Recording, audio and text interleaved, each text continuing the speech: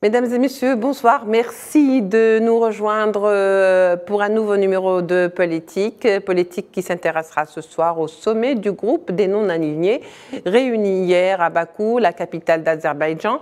Le sommet a axé ses travaux sur la nécessité de se repositionner et surtout d'insuffler une nouvelle dynamique en tant que pays qui ne veulent pas s'aligner avec un parti bien déterminé. Nous sommes bien loin de la première version des non-alignés, née d'un contexte d'après-guerre sur fond de guerre froide entre les blocs Est et Ouest, mais aussi des mouvements de décolonisation qui ont touché plusieurs continents, notamment en Afrique, en Amérique et en Asie.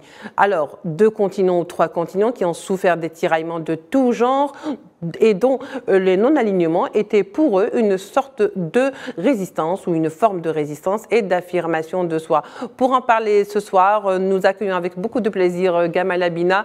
Il est avec nous par Skype depuis Paris. Gamal, vous êtes expert en questions internationales. Bonsoir, merci d'avoir accepté notre invitation. Bonsoir à vous et merci pour l'invitation. Merci. Et nous accueillons également, toujours par Skype et depuis Paris, Badis Khenissa. Vous êtes président du think tank Émergence et spécialiste des questions internationales. Badis, bonsoir et merci d'avoir accepté notre invitation. Bonsoir, c'est toujours un plaisir. Alors, pour rentrer dans le vif du sujet, aujourd'hui, il faut dire que les non-alignés est un concept qui ne date pas d'aujourd'hui. Quel rôle le groupe des non-alignés aujourd'hui et dans la conjoncture actuelle telle qu'elle se pose peut jouer? Monsieur Gamal Abina. Simplement, comme vous le dites, les non-alignés, c'est 55, c'est la fameuse conférence de Bandung avec Nasser, Tito et Nehru. Donc, c'est une conférence qui était destinée à sortir de ce clivage du bloc Est-Ouest, donc le bloc soviétique d'un côté et le monde occidental emmené par les États-Unis de l'autre. Et ils avaient décidé effectivement de ne pas être le théâtre d'opération de ces 2 blocs par rapport à une guerre froide qui devait démarrer et qui devait durer très longtemps. Donc, ce mouvement est né sur la base d'une rupture avec cette idéologie bipolaire, et parallèlement à ça aussi, ce mouvement est né de l'espoir que le tiers-monde puisse se défendre évidemment de la colonisation, du néocolonialisme, de la ségrégation, du racisme, bref, de tout ce qui constituait l'essentiel de l'idéologie occidentale lorsqu'elle a dominé le monde pendant à peu près 4 siècles. Aujourd'hui, évidemment, cet espoir revient puisqu'il y a à nouveau un conflit Est-Ouest qui est en devenir et qui est déjà existant par rapport à la question ukrainienne, une fracturation du monde, et on se rend bien compte que les blocs en question, ces fameux non-alignés qui représentent quand même 55% de la population de la planète, 120 pays, arrivent à point nommé pour pouvoir redonner une nouvelle lecture, peut-être un nouvel espoir d'une multipolarité, et non pas une bipolarité. Oui, alors Badis Khenissa, le sommet d'hier qui s'est déroulé à Bakou a vu la présence de plusieurs chefs d'État d'Asie, d'Amérique, mais également d'Afrique. C'est un peu une nouvelle vision, une nouvelle version qui s'est imposée à nous, ou ceux qui ont en tous les cas suivi justement ce sommet aujourd'hui. Alors, est-ce que cette nouvelle vision qui s'éloigne un petit peu des mouvements de décolonisation, qui s'éloigne un petit peu de cette guerre froide des 2 blocs, et de ce refus de certains pays de s'aligner et qui finalement a fini pour certains pays par un alignement aujourd'hui. Est-ce que c'est ça la nouvelle vision qui s'offre aujourd'hui dans ce contexte actuel ? Écoutez, tout d'abord, il faudra rappeler le contexte dans lequel cette conférence se tient aujourd'hui, dans un contexte assez particulier. Effectivement, dans un contexte conjoncturel, que l'on l'a souligné, dans aussi un contexte géopolitique, ou je dirais même un cataclysme géopolitique, avec l'émergence de ce nouvel ordre mondial bilatéral, multilatéral, on le saura davantage plus tard, mais effectivement, c'est un système mondial qui se cherche, dans lequel on a déconstruit effectivement peut-être les paradigmes anciens pour redonner naissance peut-être à un prisme de lecture, mais surtout un levier d'action beaucoup plus novateur, beaucoup plus adapté, puisqu'il est question aussi aujourd'hui d'adapter ou de corriger une trajectoire, de corriger même la matrice elle-même de ce mouvement, puisque, rappelons-le aussi, et non des moindres, un petit détail, c'est le plus grand rassemblement, je dirais le 2e rassemblement d'États au monde après les Nations Unies, à savoir 120 pays. Oui, effectivement, comme vous l'avez souligné, je serais tenté de vous dire même que l'histoire parfois se répète, puisque aujourd'hui nous sommes en train de vivre quelque part ce que j'ai qualifié de guerre tiède. C'est ce front Est contre Ouest, à travers la crise ukrainienne, à travers effectivement cette coalition, qui s'est créée dans le continuum de ces tensions à répétition. dans lequel peut-être ce levier permettrait, comme il fut un temps à la fondation de ce mouvement, pourquoi pas initier une impulsion nouvelle, une dynamique, comme j'ai expliqué, avec une réflexion beaucoup plus collective, beaucoup plus altruiste et surtout qui mettrait les enjeux et les défis nouveaux, encore une fois, les mutations de ce monde au cœur du plan d'action, au cœur de la réflexion. Et qui de mieux peut-être que l'Algérie, qui d'ailleurs, peut-être on en parlera plus tard, a été ce levier je dirais, de conscientisation de ce mouvement à travers le discours tenu par le Premier ministre et le discours du Président de la République. Donc voilà, cela, bien évidemment, est en adéquation avec effectivement les dangers qui guettent aujourd'hui, à savoir ces crises multidimensionnelles, ces crises aussi latentes parfois, qui aujourd'hui devraient être un peu le cœur du sujet, en tout cas du débat au sein de ce mouvement. Après, vous parliez justement de peut-être la genèse de ce mouvement. Rappelons aussi que l'Algérie, dans cette équation, le mouvement des non-alignés, est un segment, je dirais, indissociable de son capital historique, voire même il s'inscrit d'une manière intrinsèque dans son ADN. C'est vous dire qu'effectivement, aujourd'hui, il est question, et je me réjouis de voir le titre de votre thématique, c'est peut-être une conférence, en tout cas une nouvelle dynamique qui devrait être sur le thème absolu, celui de la renaissance, celui de peut-être aussi la relance multisectorielle, multidimensionnelle, avec une réflexion, encore une fois, pragmatique et une réflexion collective. Alors, le sommet d'hier, le sommet de Bakou, justement, on est loin de celui de Bandung, n'est-ce pas? On est d'ailleurs très loin. Est-ce que le sommet de Bakou aujourd'hui offre une nouvelle vision de ce groupe de non-alignés? Je ne dirais pas une nouvelle vision, mais en tous les cas, une nouvelle optique pour remettre le groupe des non-alignés au goût du jour. Et le goût du jour, c'est un petit peu aussi le conflit en Ukraine, Gamal Abina. Alors, il y a plusieurs éléments. D'abord, les non-alignés ne sont pas morts avec la chute du mur de Berlin. Ils se sont largement, évidemment, un petit peu étiolés, puisqu'on a eu le sentiment que le monde devenait totalement occidental, totalement ultralibéral ou libéral.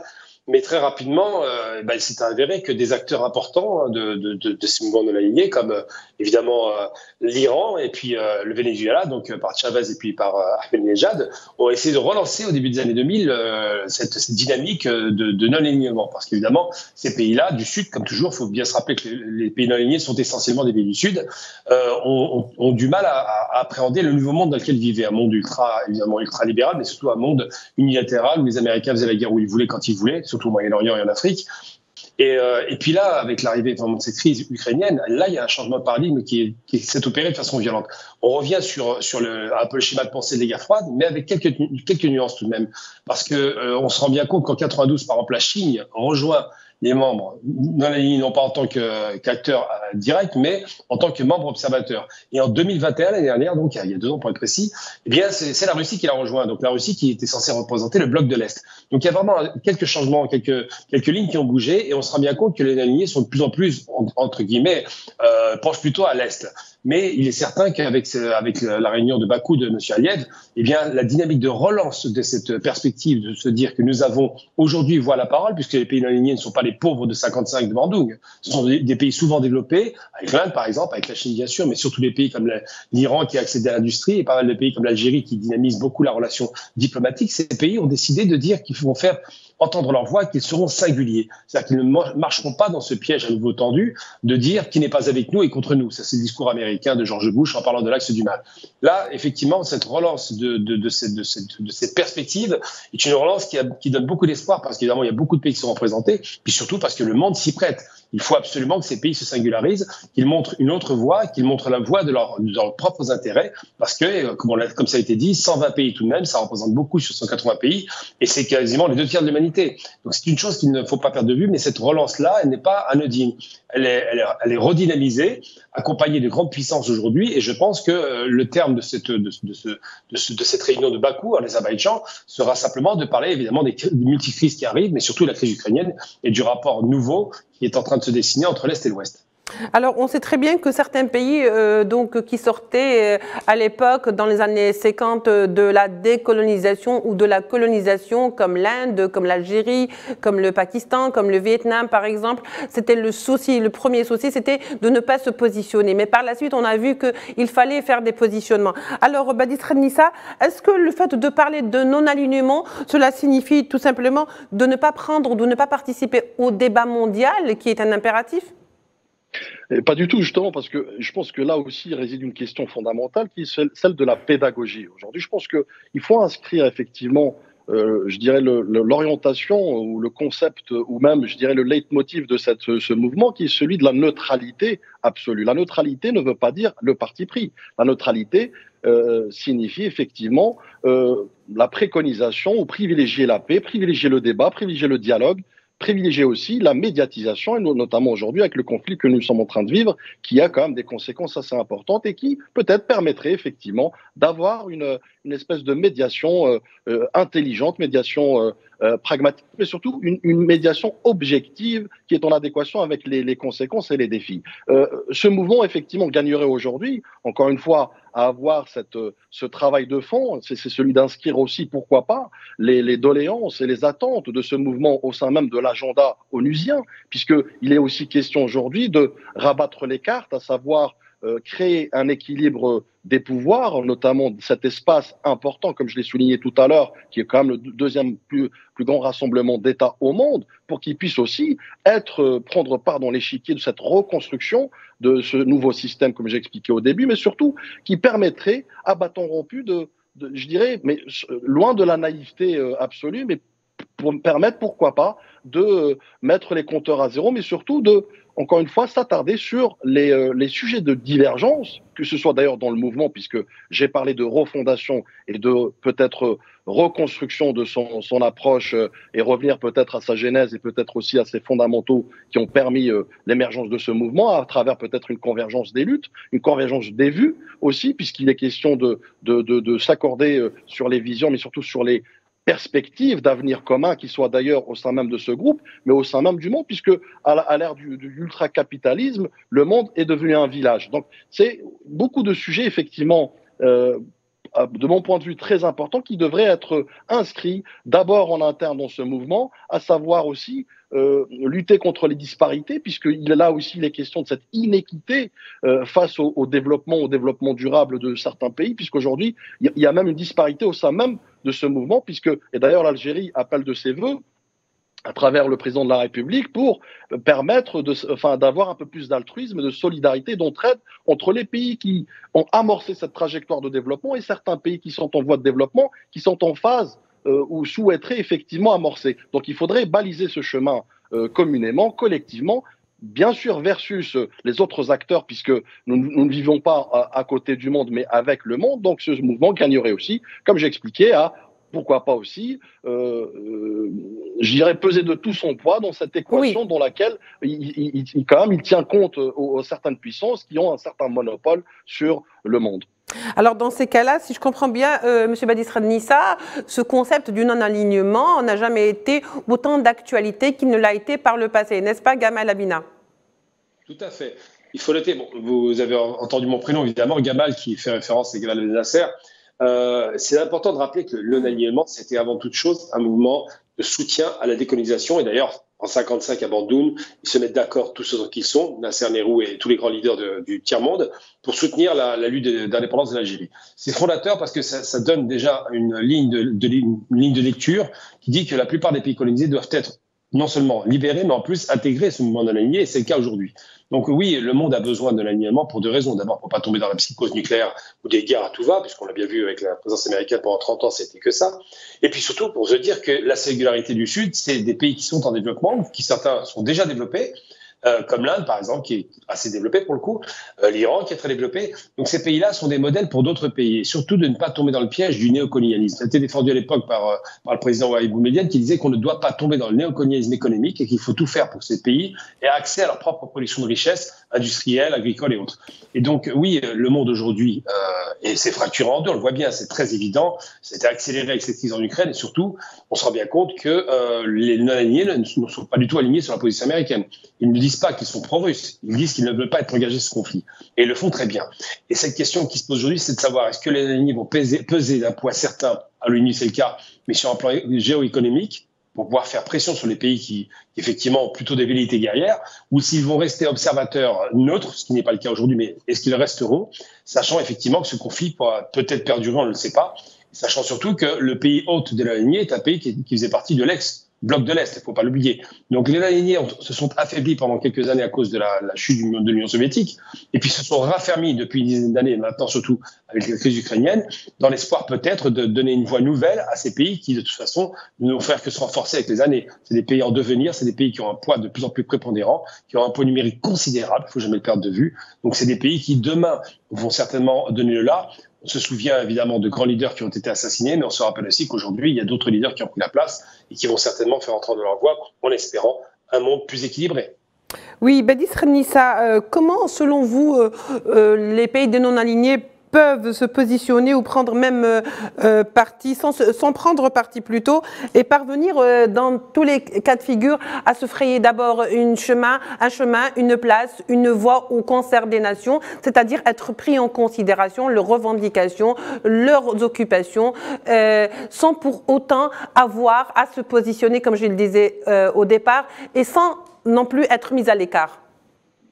Non, comme j'ai expliqué un peu précédemment en substance, effectivement, aujourd'hui, le contexte de conjoncture fait qu'aujourd'hui, il devrait y avoir cette impulsion, il devrait y avoir cette nouvelle page qui doit s'écrire avec, bien évidemment, le monde, mais au sein même de ce mouvement qui devrait et qui gagnerait à avoir cette transformation, cette mutation, ce que j'ai appelé tout à l'heure cette adaptation aux mutations du monde et notamment géopolitique, mais surtout que le travail de fond doit commencer d'abord en interne, comme j'expliquais, par cette réunification, je dirais, des vues, cette réunification, cette convergence des luttes et des vues aussi, à travers un projet, pourquoi pas ambitieux, audacieux, puisqu'il est question aujourd'hui aussi d'accompagner les mutations du monde et d'accompagner aussi les transformations, à savoir parfois même la condescendance, parfois même l'hégémonie de certains pays occidentaux ou certaines puissances. Donc il est question de jouer avec les mêmes armes, de jouer avec les mêmes règles, mais surtout de jouer intelligemment avec une stratégie dans laquelle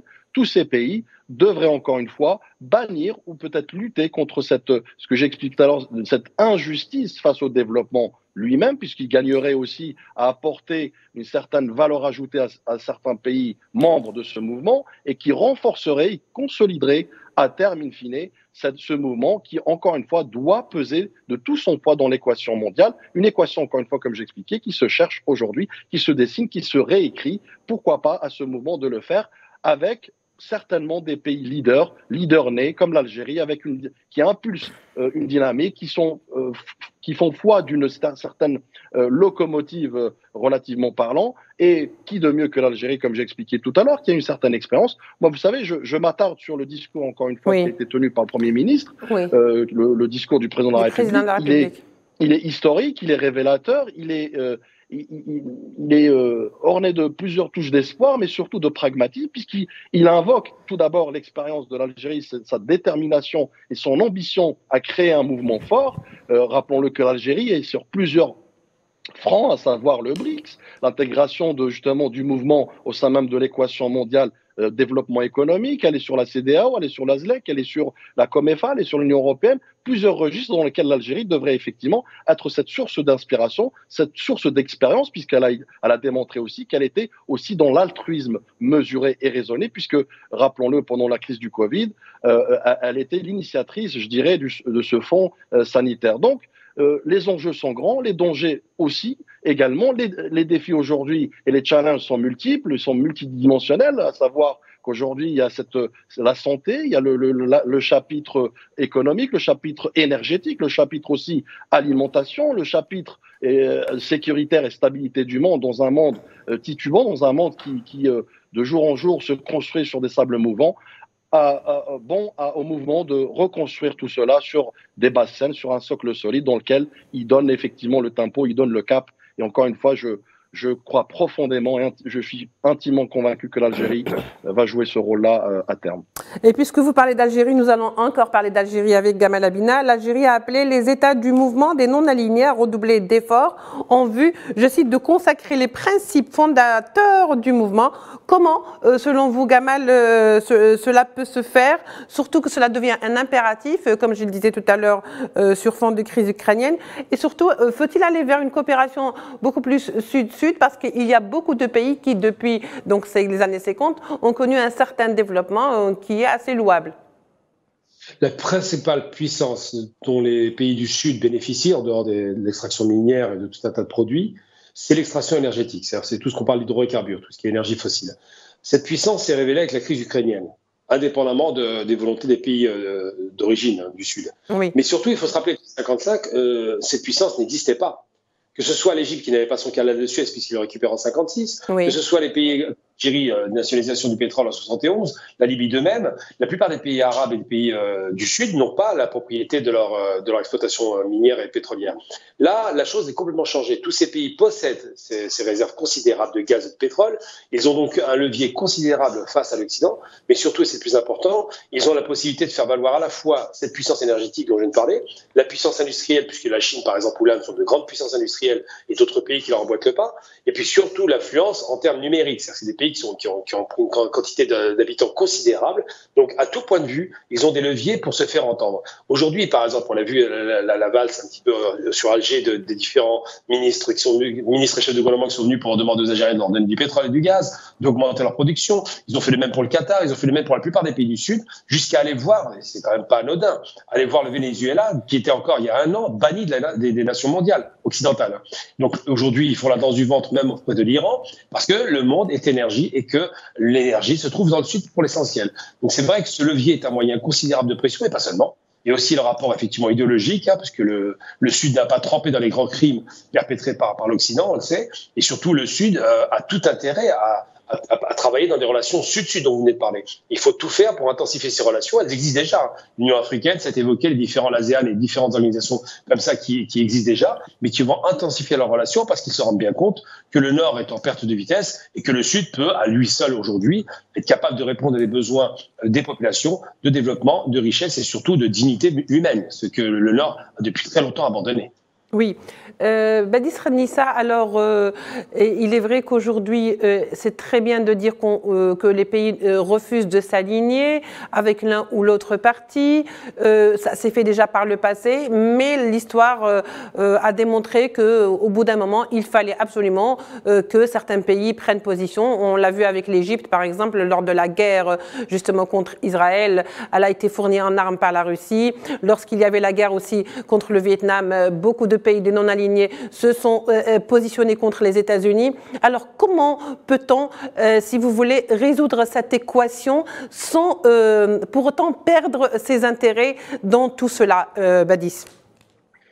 Non, comme j'expliquais tout à l'heure, en fait, c'est que le mouvement doit impérativement faire cette refondation, cette réforme accrue, notamment en interne, mais surtout aussi en matière de débat et de dialogue, de pédagogie, pour expliquer qu'effectivement, le mouvement est un partenaire fiable, est un partenaire viable aussi, puisqu'il est question aussi d'un mouvement qui regorge de plusieurs richesses sous plusieurs aspects, quand on connaît aujourd'hui que l'Occident vit une crise aiguë, une crise sans précédent, d'ailleurs qui a des conséquences, je dirais, collatérales sur le monde. C'est pourquoi je pense qu'aujourd'hui, on est tous, enfin je prends cette métaphore, on est tous sur la même barque et on gagnerait effectivement à amorcer ce débat respectueux, ce débat d'égal à égal, ce débat effectivement entre puissances dans lequel il y a cet équilibre, mais surtout cette équité, cette justice de développement, cette justice face effectivement aux enjeux, aussi aux défis et aux dangers auxquels tout le monde